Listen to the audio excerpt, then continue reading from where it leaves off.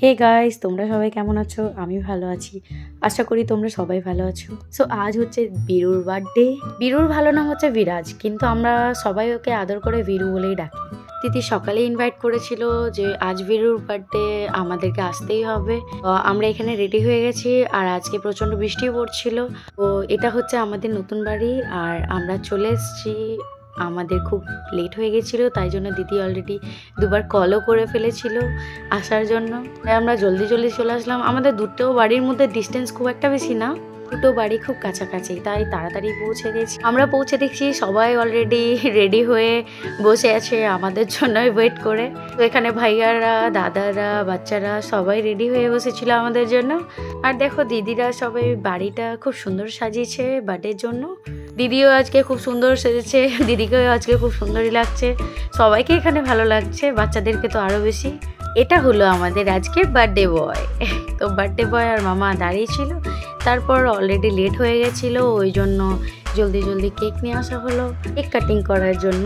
আর এখানে দেখো বাচ্চারা তো খুব খুশি, ভীষণ মজা করছে। কোনো কিছু পার্টি বা অনুষ্ঠান হলে সব থেকে বেশি খুশি হয় বাচ্চারা, কারণ ওরা অনেক খেলতে পারে, মজা করতে পারে।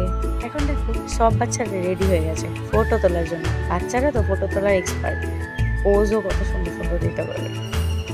এখানে দিদিও চলে এসছে বীরুকে আশীর্বাদ করে দেওয়ার জন্য। দেন তারপর কেক কাটিং করা হবে।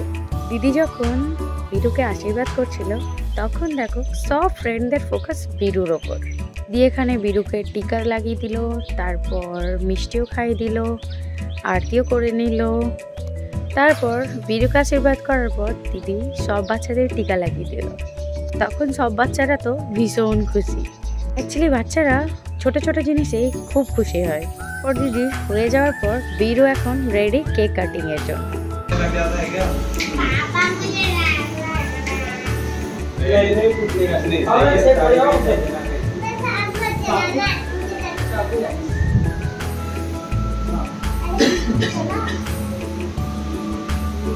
Happy birthday to you, happy birthday two,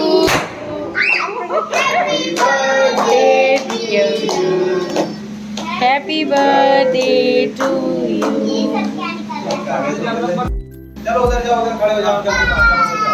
এটা হচ্ছে আমাদের আরেকটা দিদি।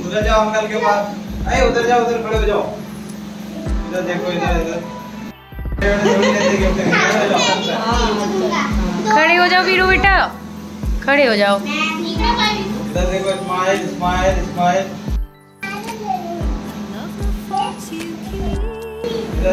इधर देखो, इधर सामने सामने।